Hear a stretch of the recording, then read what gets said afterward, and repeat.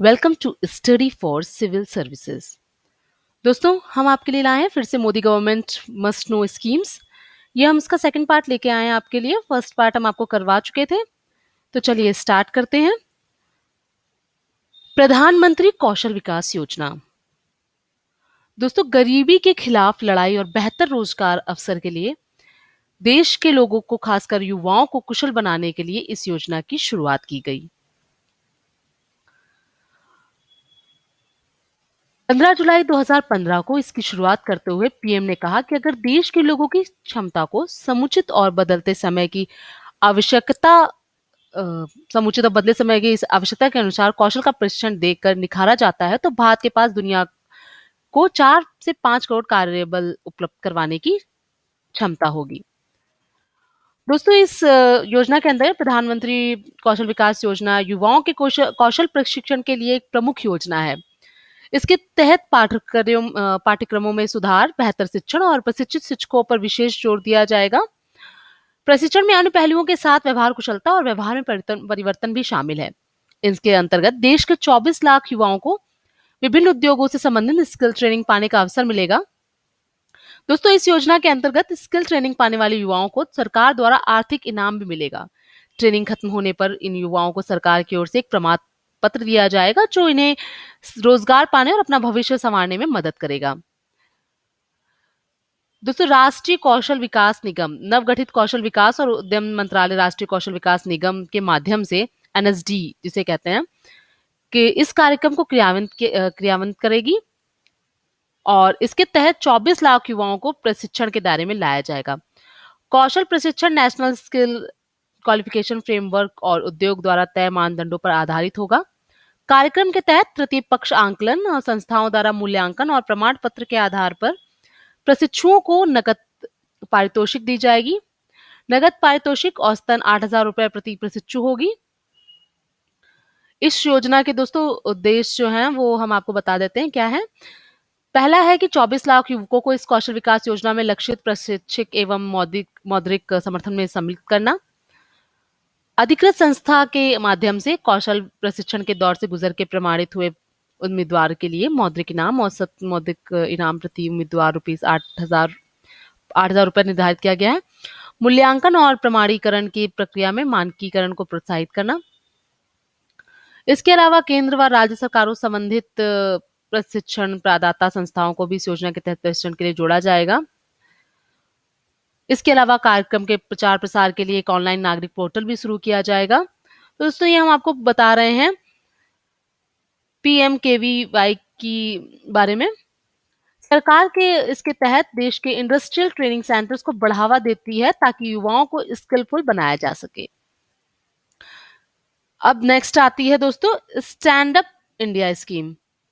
अभी तक हमने बात की थी प्रधानमंत्री कौशल विकास योजना की।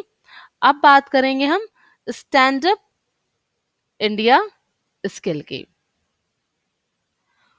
दोस्तों, ये जो वीडियो है हम खास तौर से हिंदी मीडियम स्टूडेंट के लिए हम लेके आ रहे हैं। चलिए, तो अब बात बताते हैं स्टैंड अप इंडिया स्कीम योजना के बारे में। दोस्तों, इसकी शुरुआत 5 अप्रैल 2016 को नोएडा के सेक्टर 62 में की गई थी। इस योजना के लिए प्रधानमंत्री ने एक वेब पोर्टल की शुरुआत की है। इस स्कीम को लेकर भारत के उद्यमी वर्ग में खासा उत्साह है। इसका उद्देश्य नए उद्यमियों को स्थापित करने में मदद करता है। इससे देश भर में रोजगार बढ़ेगा। योजना के अंतर्गत 10 लाख रुपए से 100 लाख रुपए तक की सीमा में ऋणों की अनुसूचित जाति, अनुसूचित जनजाति और महिलाओं के बीच उद्यमशीलता को प्रोत्साहन दिया जाएगा। 10,000 करोड़ रुपए की शुरुआती धनराशि के साथ भारतीय लघु उद्योग विकास बैंक सिडबी के माध्यम से फिर से वित्त सुविधा सिडबी के माध्यम से भारतीय लघु उद्योग विकास बैंक के माध्यम से फिर से वित्त सुविधा। एनसीटी एनसीजीटीसी के माध्यम से लोन गारंटी के लिए 5,000 करोड़ रुपए के लिए कोष का निर्माण। दोस्तों, हमने आपको फर्स्ट पार्ट कंप्लीट करा दिया है इसका। ये हम आपको सेकंड पार्ट कंप्लीट करा रहे हैं। आपको लाइव रिकॉर्डिंग में दिक्कत आती थी, इसलिए हम आपके लिए लाइव रिकॉर्डिंग इस बार नहीं लाए हैं। चलिए अब बात करते हैं सुकन्या समृद्धि योजना की। दोस्तों इस योजना की शुरुआत पीएम मोदी ने 22 जनवरी 2015 को की। ये असल में बेटी बचाओ बेटी पढ़ाओ योजना का ही एक विस्तार है, जिसका मकसद देश में बेटियों के लिए सकारात्मक माहौल तैयार करना है। इसमें बेटी के नाम से बैंक खाता खोलने पर सबसे अधिक 9.2% का ब्याज दर मिलता है। 4 दिसंबर 2014 में सरकार ने छोटी बचत को प्रोत्साहन देने के लिए बालिकाओं को विशेष जमा योजना कन्या समृद्धि की शुरुआत करी। इसमें 22 जनवरी 2015 को लिखा है और कहीं-कहीं है कि 4 जनवरी को है, तो इसमें थोड़ा कन्फ्यूज़न है। एक बार मैं आपको फिर क्लियर करके बता देती हूँ, सुकन्या समृद्धि योजना के बारे में।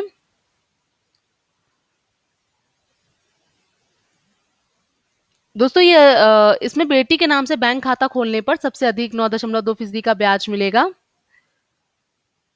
और नहीं ये करेक्ट है, लॉन्च ये 22 जनवरी 2015 को ही हुई है और पीएम नरेंद्र मोदी, मैंने इसलिए आपको देखा कि शायद कहीं गलत ना हो, इसलिए मैंने एक बार चेक भी कर लिया कि इसी डेट को है कि डेट इसमें बेटी के नाम से मैंने जैसा आपको बताया कि 9.2% का ब्याज दर मिलता है बैंक खाता खोलने पर। इसमें इनकम टैक्स में भी छूट मिलती है। इस खाते की मैच्योरिटी खाता खोलने की तारीख से 21 साल या फिर बेटी की शादी की तारीख जो पहले आ जाए होती है।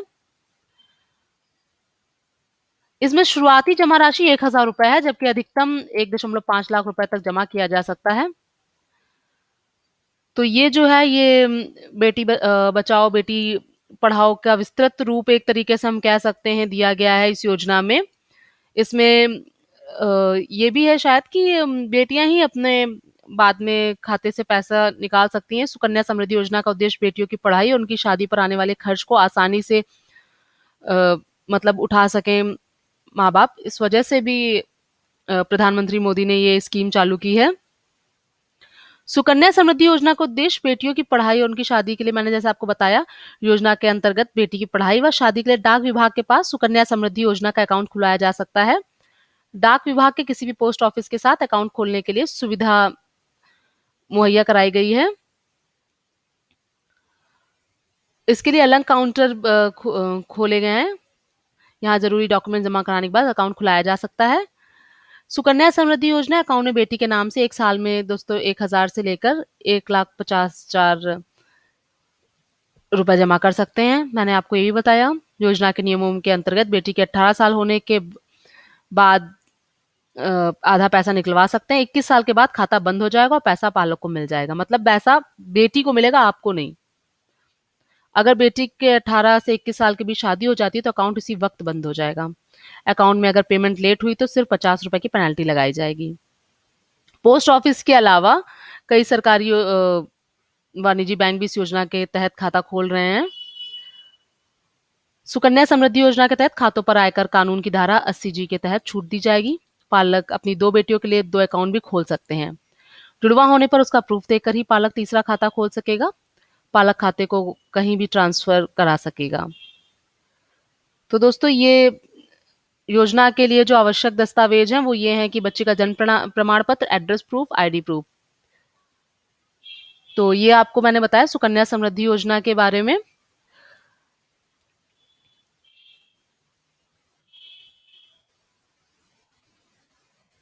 अब मुद्रा बैंक योजना। दोस्तों प्रधानमंत्री ने इस योजना की शुरुआत 8 अप्रैल 2015 को की।